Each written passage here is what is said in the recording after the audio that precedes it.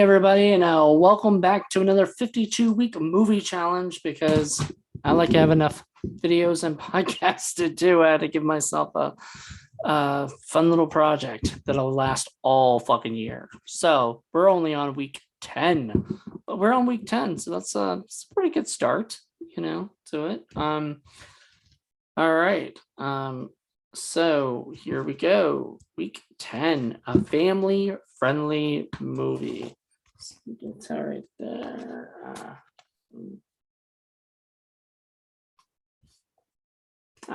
Whatever.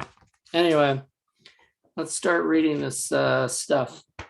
So Oliver and Company, released in 1988. Aspect ratio is 1.6 or 1.661. Runtime is an hour and 13 minutes. Very surprisingly short.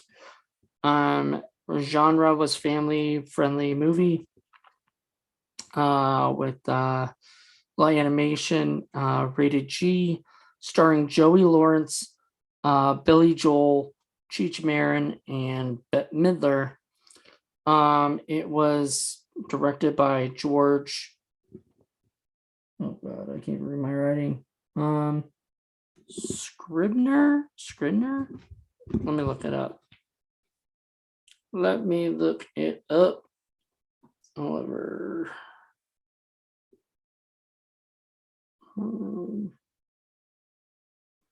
Oliver and Company. Scribner. I don't know why that was terrible. Produced by, it doesn't say on IMDb, so I'm sure I could have looked it up, but I didn't see anything. Written by James Mangold.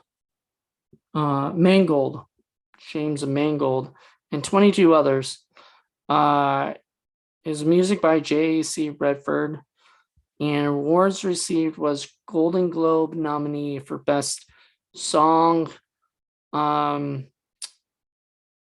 which is Why Should I Worry? Why do you choose this particular film? Because I've always wanted to watch it, and I've owned it and always wanted to watch it. And have you seen this movie before? Nope. Would you recommend this film? Why or why not? Yes, absolutely. It's a lot of fun. So, which character were you most able to identify with, connect with in what way? I said, I guess Oliver, though I didn't really connect with anybody. Best line or memorable quote? Absolutely, positively, said by Dodger. Were you surprised by the ending, and what would you do different? A bit surprised. Didn't expect it to go as dark as it did. We'll talk about that. What elements do you believe are necessary to create an entertaining, family-oriented film? Do you feel this movie had those things? Basically, all I want for an entertaining, family-oriented film is just pure childish fun, and it really did it. I was really enjoying it. Anything else I like to add? Nope. Just go watch it. I gave it 4.5 stars. So let's go into this movie. First of all, as I said before, I had not seen this movie, and I owned the Blu-ray of it. And the Blu-ray I got for I think it was $10 or something at, or maybe even less at, and that's pretty cheap for a 25th anniversary edition Disney movie.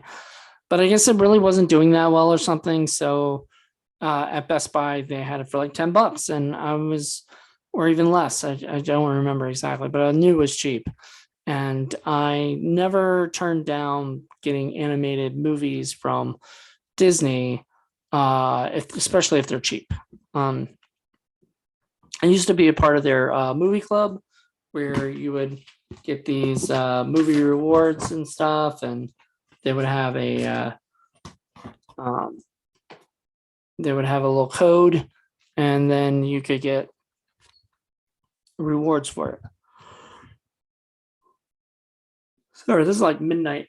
I'm doing this, so it's a little late. But I want to get this done because gotta do it. Gotta keep doing this for the whole year. It's gonna be rough at times. But what is it? I just really enjoyed this film. Like I had a fun time. I loved all the wacky characters. I loved Oliver. Oliver was the sweetest. I felt for him. Like in the beginning of the movie, they had me. In the beginning of the movie, they had me crying. It's like in the beginning of the movie, it starts out really sort of sad. Like Oliver is this uh, orphan kitty who people pick every other cat up except for him. And he's so adorable. Like, why wouldn't anybody just grab him too? I don't know.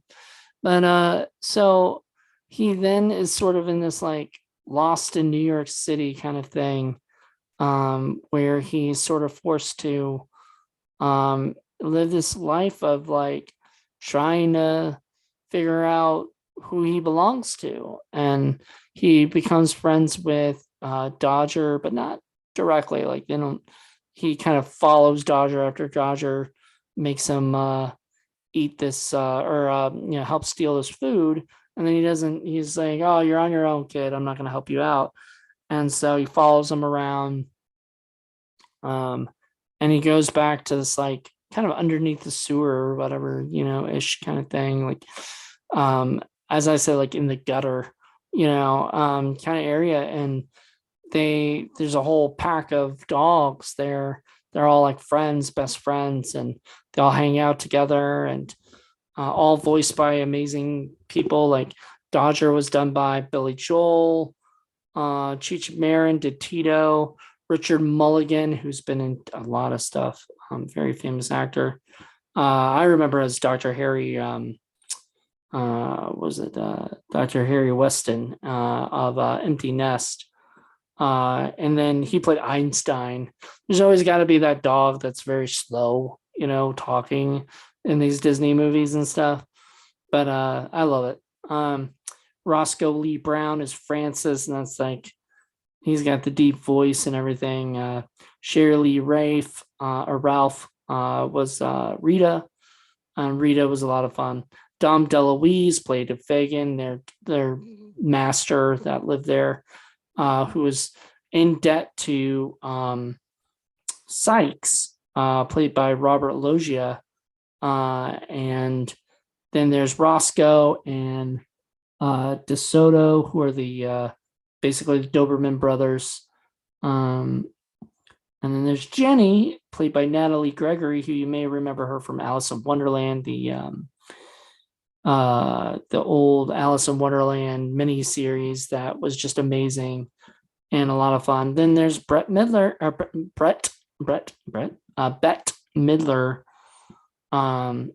who did Georgette. And then there's Frank Welker, who did a bunch of different voices. Carlo, I believe that was the butler. And then Louis the sausage vendor, and he did other animal sounds. So there's a lot of great like voices. The two Dobermans were Taurine Black and Carl Weintraub. And so there's some great actors in this thing. Joey Lawrence played the little Joey Lawrence back in 1988 before he was Joey in Blossom. And did or maybe it was around the same time, but he did the voice of the little kitten Oliver, and it was like that kitten, man. I'm telling you, man, tugged at my heartstrings. I absolutely adored. Look at him right there, right there. He's just so adorable. You just love him. He's a lovable scamp. But when he falls, he realizes he's got a home with Jenny. That's all he ever wanted. He just wanted to have a home that he could go to and feel comfortable in. And I really enjoyed that.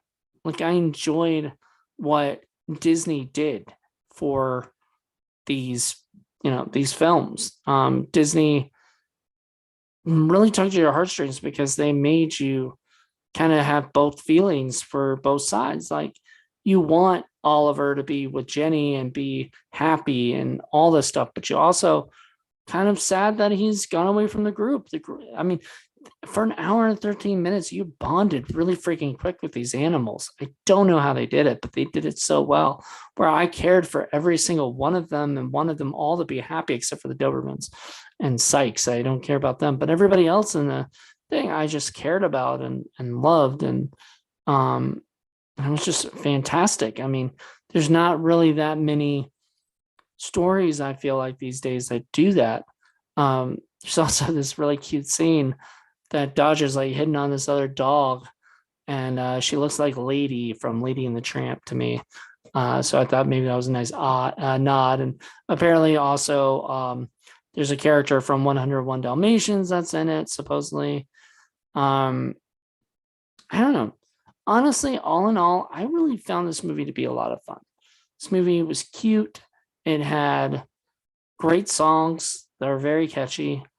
I think Huey Lewis and the News did one, and just a bunch of just awesome songs. And it was just the first time like Howard Ashman, who went on to do like I believe like The Little Mermaid and a bunch of other. Also, did I think he at this time he was doing Little Shop of Horrors.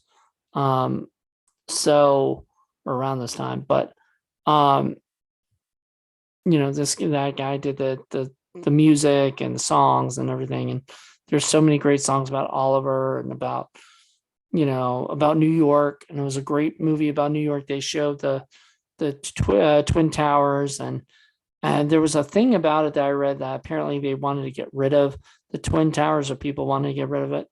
And okay, I've never understood that. So if you are a New York person or something, and you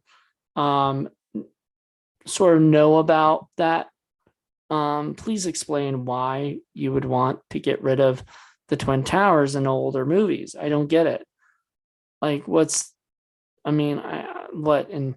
you want to lose the memory of that existing? Like, we're already trying to ban books and shit. Don't do that. Just accept the fact that like Twin Towers existed before they were unfortunately blown up. So like, I don't get any of that, but that's not for me to debate. I mean, I'm not political. I'm not whatever. I'm just sort of sad that to hear that they were thinking about it. I think they didn't do that, and I'm kind of glad they didn't. So this was obviously a take on Oliver Twist, but with dogs and cat and stuff. And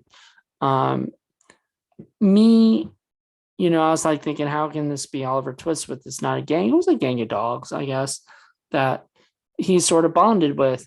But and he really liked Dodger, and they got along real well. And then all of a sudden, here it is, this person comes into their life, or comes into his life, Oliver, and Oliver's happy. This is exactly what he wanted from the beginning of the movie. And now all of a sudden the gang of dogs want to take him away from that. And I get it. Like, I get that, like, especially if you become really good friends and you're like, oh, this guy's part of the gang. Like, I don't want to lose them, especially since not all of them got adopted. Kind of wish it ended that way though. Like, all of those dogs got adopted, but then the guy who owns the dogs I thought that was what was happening, because at the end of the movie you see all the dogs at the house and everything. And so the way I kind of see it is maybe that the Oliver and his family would go down maybe and visit the dogs, or whatever. The butler will take Jenny and Oliver down to see Fagin and the dogs.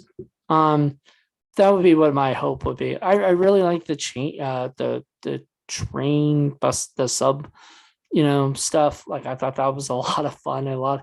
It's really weird to see a car on the train, on the subway tracks and stuff. I just thought that was just so crazy, and it was definitely not what I would like have seen back then. I think from what I've understood, could be wrong, but this was sort of like the beginning, like the right before the beginning of the Renaissance, as it's called on Disney. So they did a movie called Black Cauldron, I think in 85. And it was dark and nasty and twisted and just not what people were looking for at that time. And you have to understand, like the 80s at that time, there's sort of this more happy-go-lucky fairy tale aspect of things that they wanted. 80s, 90s, they wanted those things, and that was what the magic was, and not, darker sense and stuff. So this movie had a little bit of darkness to it, and I think it sort of, kind of hindered the movie a little bit. Like it got really kind of messed up at times that I was just like, ugh, I didn't expect to go there. But some people will be like, oh my God, that's great. I love that I went there. So if that's more your cup of tea, more power to you. But it wasn't my cup of tea. But I just really enjoyed the movie. I thought it was really cute. I love Oliver. I love Dodger. I loved Tito was my favorite. Cheech Marin. He was so funny. And then Bette Midler's character, Georgette, she was just so over the top, which was the point of that character. And I love that she's doing like Thigh Master like stuff, because that was so 80s.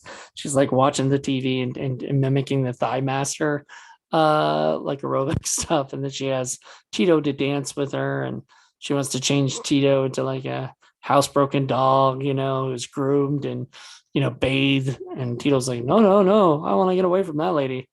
So I love that. I just, all in all, I found this movie to just be cute and fun and enjoyable. And if you haven't seen it, please go check it out. It's a lot of fun. I think you'll like it. If you have seen it, let me know what you think. Do you think 4.5 stars out of 5 is right, or do you think it's less? Do you think it's 5 stars? Some people probably love this movie a lot. I found it to be cute. I enjoyed it, and I hope that other people also enjoy it too.